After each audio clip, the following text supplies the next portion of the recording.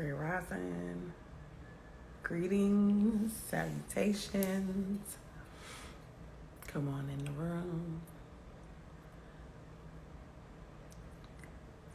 Hey, Tisha and Queen. Peace, beloved. How was your weekend? Hey, Douglas. Hey, KF. Grand Rising. Big Jeff. Hey, Boo. Shakila. Grand Rising. Peace, peace, peace. Come in the room. Hey, y'all. Hey, y'all. I hope y'all had an amazing weekend. Great rising. Peace, peace, peace. I'm going to start out. I already done turned to the page. So I'm teaching the Venus sequence, which is a part of the Golden Path with Gene Keys. If you're not familiar with Gene Keys, it's like human design, astrology on steroids. Gene Keys helps you discover what your purpose is and what life hack you need to hack when it comes to the circus. The circus is always the things that's keeping you distracted and disconnected from your higher self. Peace, beloved. So right now in our mentorship program, I'm teaching Venus, or helping navigate, I want to say, through the Venus sequence, which is a part of the Golden Path. And so I decided to pick up the book for the Venus sequence and see what we will pull up for today out of there. And the first thing that caught my eye was, it says, because our adult role models are themselves deeply wounded beings, it is only a matter of time before we too become conditioned into the seriousness of the world. The gift of delight is the natural state of the young child inside of each of us. It is the quality of wonder and optimism that comes from the knowing that we are not separate beings. Young children always have soft, open bellies, which means that they always have a soft, open heart and smile. They also tend to proceed past difficult emotions with purity. A young child can be sad, but it's really that a young child will be depressed. I always talk about how I love to watch children. Hey, Farhan. I love to watch children. Just by that first line, because our adult role models are themselves deeply wounded beings. You got to think, whoever was your parent, whoever was the mentorship as you are growing up, they are operating from their wounded self. That's why when I have clients who are like beefing with their parents or whatever the case may be, I always have to remind them, like, you do realize that your parents were people before they were your parents. So they are already coming into life. They're already coming into, this parenthood with their own wounds that they haven't taken time. No, there's nobody in the world that was like, let me work emotionally, mentally, and, physically to get myself together before I have a child. There's a lot of y'all that, whether you like it or not, was oops babies. So it wasn't that mindset of like, I need to heal my trauma. I need to heal my wounds. I need to heal grandma wounds. I need to, break generational curses. Nobody was really in that mindset before they decided to have children. And now this child is here. We have to figure out how to deal with our own stuff. And normally parents will put that stuff aside and learn how to raise and create an environment that is going to be productive for this young human being. Now, if I haven't already mastered that before this human being comes into existence, then guess what? Not only are you getting the conditioning of whatever they're going through, you're also getting the conditioning of the environment, right? So what you have to learn to do is put those issues with mommy and daddy aside, grandma and papa aside, and extend grace and compassion to allow them to have the space to heal. A part of their healing is you healing. A part of their resolution is you becoming who you're supposed to become. A part of, their transformation is you stopping the energetic pull to go into toxicity, right? You stopping that dynamic now. You stopping that wherever it is.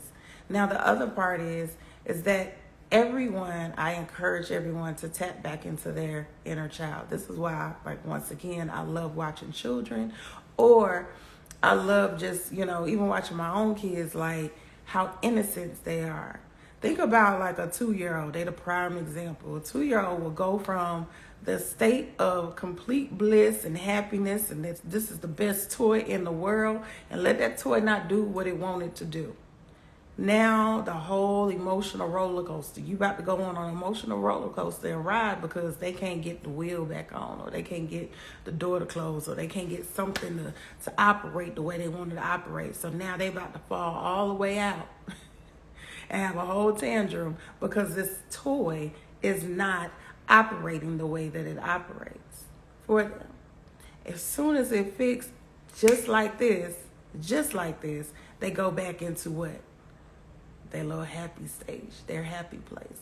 It's temporary. They have learned how to allow that emotion to push through. Let me allow this emotion to push through. I'm experiencing the emotion in the moment. Now it's 5 minutes later. I ain't even thinking about the toy no more. I'm not even thinking about the emotional pull that I was just going through. When we as adults learn how to allow the emotion to flow through like it was when we was a child, when we learn how to tap back into our purity and our innocence, you can start to discover a whole new world. You get to discover, right, how beautiful the world is instead of how toxic or how stressed or how serious, or I got to pay bills, or I got to do this. And if I don't do this right, they're going to look at me like this. Kids don't care nothing about that. Baby boy, baby girl ain't even worried about whether or not little Sarah or whoever don't like them when they decide they want to wear their rain boots and their jeans. They not worried about that. They not worried about that. They are only worried about, am I happy? How do I fulfill this moment of happiness for me? How does this make me feel right now? These are my favorite rain boots. I want to put them on now. Even though it's 100 degrees outside, I want to wear my rain boots. That's the only thing they're thinking about. And they're not worried about whether or not someone likes it. So how do you discover the inner child in you? How do you get back to your innocence? How do you get back, to your purity? And, Gene Keys, this was talking about Gate 46, right? Gene Key 46. And Gene Key 46 is it's the transformational path of the 46 Gene Key. It moves from seriousness to ecstasy, and it is on the path of delight. Delight is how we unlock it.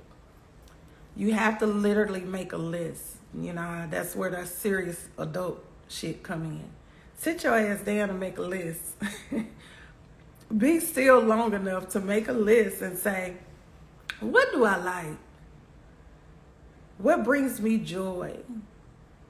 What lights me up? What gives me my version of ecstasy, my heaven on earth? And how do I operate in that? Not on a, once in a while basis, but on a daily basis. How do I tap into the things that allow me, right, to unlock my ecstasy? The only way you can do it is through what delights me, what gives me joy, what gives me that true happiness within inside. A lot of times we get lost in the seriousness, we get lost in, our addictions, we get lost in depression and anxiety because one, we're not being present in the moment. But two, we really don't have a focus on when you get to adulting, because this one ghetto ass shit. But when you get to adulting, you really don't have real destinations when it comes to happiness. You start making goals and ideals and dreams based off of money, based off of financial security, right? Based off of the things, other things that we think will fulfill us, that we think lights us up. Oh, if I can make $1 million this year, then all your goals is surrounded about how do I make this $1 million? Instead of, let me surround my goals, my ambitions, my dreams, my visions around the things that really light me up. As long as I'm doing what makes me happy, as long as I'm being of service, as long as I'm standing in my truth, guess what? Everything else follows you. It's the one disconnect that I always look at people like, you do realize, like, if you are tapped into your happiness, you tapped into your joy, you're tapped into what is purposeful for you. Not because you done had this spiritual awakening, not because, all of a sudden you woke, but because this is what naturally made you happy when you was 5. If it naturally made you happy to eat peanut butter and jelly, damn it, you better make you a peanut butter and jelly sandwich. But whatever it is, incorporate it back into your daily life. Get back to when things are simple. We make things way too complex and way too hard. It's not that hard. This life as an adult, this life as a spiritually awakened being is going back to the soul. It goes back to what is the purest form of spirit within us. And the purest form and spirit within us doesn't require for you to sacrifice anything. It doesn't require for you to do things that are compromising your joy. Spirit don't even operate in those frequencies. People be thinking that, oh, it's operating in this judgment, or, oh, you don't do this because that's not, holy or whatever, right? And it's not, it has nothing to do with that. Spirit is always here to express and follow what it naturally is supposed to follow. Only if you listen, because it's giving you the nudge. It's giving you the awakening. It's tapping on your shoulder and saying, hey, boo, hey, this is what you like. This is what you want to do. We like going over here. We like doing this. We love being outside. We love how the wind blow on our skin. We love how the sun shine on us. It's giving you all the clues. But typically we ignore the clues that truly tap us into our happiness, to our joy, to our ecstasy, right? We ignore all the clues, and then, boom, now you over here doing this ghetto-ass adulting shit. Being depressed, having anxiety that you're not going to make it to the destination that you done concocted up in your mind that needed to be the destination for you. No one comes in this world with like this whole ideal that, boom, like when you was placed here as a baby, I promise you it wasn't placed like, oh, boom, they got to live a certain life. They got to, make a certain amount of money. They got to follow what mommy and daddy said. You're your own unique individual self. So when you were placed in the universe, there was a divine destiny already embedded in you. And even when you think that you are off track, you are always on track. You are doing exactly what you were supposed to be doing, whether you realize it or not. It is a part of your story. It is a part of your journey, whether you're learning from it, being blessed from it, or being disconnected from it. It's still a part of your story. If you were disconnected, if it's a lesson, how did you overcome the lesson? What did you really learn? How did I become reconnected? How did I get from one path to another? Sometimes this journey ain't even about you being connected. Sometimes the journey is for you to fulfill one little aspect. I had a conversation one time with a young mother who had lost her baby maybe about a month or two, I want to say, after she delivered her. And, there's always the questioning of why didn't she survive, or why didn't, that life continue, right? And I always say, you have to understand that, once again, this is an individual journey. We come here through the portal of life to experience something. And I was like, maybe she had to experience what it felt like to have a mother's love, what it felt like to be nurtured in the womb, what it felt like for somebody to cultivate the energy to pour into her. So this is the fulfillment of this particular lifetime. This is the fulfillment of this particular purpose, was her to experience what it felt like to be loved in the womb, to be in the environment of the womb, and whatever connection and information that she had to take from that moment. Once you have fulfilled your destiny, once you have fulfilled your purpose, beloved, that's it. Like, it's not like, that's why I always be like, y'all realize it ain't that deep. Each time we come to learn something specific. We come to master something specific. We come to fulfill something that we didn't get the last time. And when it's time for us to transition out this life, then we learn something else the next one. That energy is recycled back, and now it's time for us to learn something else. It's time for us to experience something else. Whether it's on this plane or another one, it's still time for us to experience something else. Stop getting caught up in some of the minute details that you are getting caught up in. Start understanding that, like, I am doing, living, being pulled into divinely what I'm supposed to be pulled into, divinely what I'm supposed to be connected to, even if it's for a moment. Even if you think, like I said, that you done effed up. I done effed up. No, you didn't. You were supposed to experience that moment of disconnect. You were supposed to experience that moment of pause, so you can realign. Okay, well, what am I doing right here? What does this really mean? What was the lesson? What did I connect to? Now that I have it, let me put it in my toolbox. These toolboxes are not just for show, right? These toolboxes are here to help you navigate life. So I always look at, when we are born, we have an opportunity to create this amazing, luxury, 5,000 toolbox. And as we're going through life, each time that we learn something that is a jewel, that is, non-negotiable, that's something that you can apply to everything, we put it in the toolbox. Each moment that you pass through life, each lesson, each blessing, each experience is your opportunity to say, hey, is this something that is a gem, that's a tool that I can put in my toolbox? So the next time that I'm feeling some kind of way, the next time that I'm going through some kind of thing, I have an opportunity to take this toolbox out, open it, and see, what tool do I have? It's like Dora the Explorer. What was it? Backpack.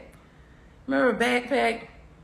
They got to go through the whole damn stuff. Backpack. Okay, now what tool do I pull out this backpack that's going to help me get over the mountain and through the woods? That's your toolbox. That's your understanding of, if I need to dance for 2 hours, because that keeps my frequency high and it helps me stay connected to the childlike essence in me, to let me do the damn 2 hours of dancing to, even, I don't care who looking. If I need to watch cartoons that are silly until I'm laughing till I'm crying, then let me do that. If I need to just take the day off and say, you know what, I'm not going to work today, I'm not going to school today, let me focus on my self-care. Let me take a day to just pour into me. Let me take a day to do all the things that light me up. Then that's what I need to do. Because the more that we are connected, the more that we are in the truest essence of ourselves, the easier it is to do what? To experience our ecstasy. The only pathway to ecstasy is being in your bliss, being in your delight, truly understanding that You hold the keys. Nobody's stopping you from being happy. We love to blame it on each and every person that is external from us. But let's be clear. Our happiness is based off of our internal selves. It can be somebody acting a fool and acting a monkey and doing the most. Okay, but that has nothing to do with you.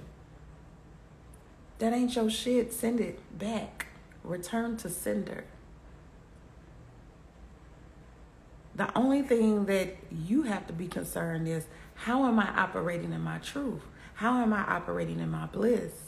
How am I operating in what is key to me? As soon as I hand that power over to someone else, I'ma stay triggered. I'ma stay wanting to cuss somebody out. I'ma stay wanting to fight. I'ma stay in an attitude space. I'ma stay feeling like they are the reason that I'm not living the life that I need to live. They're not the reason. You are. You made that choice. Ain't nobody stopping you. One of the biggest things that I, try to gift couples, gift people who are choosing to make a commitment in the journey is, hey, stop blaming your husband or your wife. Stop blaming your girlfriend or your boyfriend. And for children who be still in the home, stop blaming your parents for the reason that you can't do better. Nobody is to blame but you. You got to own your shit. That's why I call it ownership. Own it. Understand it. Hold yourself accountable. No, you know what? That ain't your fault. I'm just using you because I don't want to, see the truth. I'm using you as the scapegoat because I don't want to stand in my truth. I don't want to do the work. I don't want to face the mirror. All of these dynamics, specifically relationship, which is what the whole Gene Keys love sequence is about. All of these things are here to trigger, right? Things in you that need to be resolved. Things in you that need to be healed. Things in you that you're still working on. That you acting like, oh, I'm good on that now. No, you're not. No, you're not. Still there. That's why you got mad. That's why you triggered. That's why you in your feelings. Take your power back. Sit with yourself and really get to the root of, why am I triggered? Somewhere I have been conditioned to believe. That's typically the sentence. That's what you need to start saying. So there go y'all homework. Y'all know I love to give a homework for the assignment for the week. So your homework assignment for the week, even though y'all ain't in my class, your homework assignment for the week is look at the last time you've been triggered, the last couple of times that you've been triggered, the last couple of times you've been tested. Why? Go to the root of why did I get triggered? Why did I feel some kind of way? Why did I feel like it was more serious than what it was? Because 9 times out of 10, it ain't that deep. It's not that serious, right? Why? And start the sentence off. So this is for all of y'all who taking notes. Somewhere I was conditioned to believe, and then write the rest of the sentence. Somewhere I was conditioned to believe that relationships work like XYZ, right? Somewhere I was conditioned to believe that I had to overgive of myself to prove my worth. Somewhere I was conditioned to believe that I had to work hard to receive the fruit of my labor. Somewhere I was conditioned to believe that hustlers never sleep. Find out, what is it that was placed on you? What conditioning from childhood that you have held on to that has created your belief system in this stage of your life? And now you are repeating cycles, you're repeating patterns, you're repeating habits that are not best for you. And then now write a statement that contradicts that. But I know now that it's all about working smart instead of hard. But I know now that I am worthy whether I do 500 things for somebody or I do nothing. That I know now. So figure out what is that side part. First sentence is, somewhere I was conditioned to believe. Second sentence is, but I know now. That's your homework. I will that you find your ecstasy this week. I will that you find your joy, you find your bliss, you find the things that light you up, that make you feel good, that make you sing for no reason at all. I will that you find peace in this journey, because the human experience is such a beautiful experience. But if we choose to focus on the negativity, if we choose to focus on the things that disconnect us from the higher consciousness within self, we're going to experience it from a place of despair, of lack, scarcity, okay, brokenness, struggle. And that is not what you were here to experience. You are not here to experience anything else but your birthright. All right. I love you guys. I will that you have an amazing rest of your day and week. And I will talk to you soon. Peace.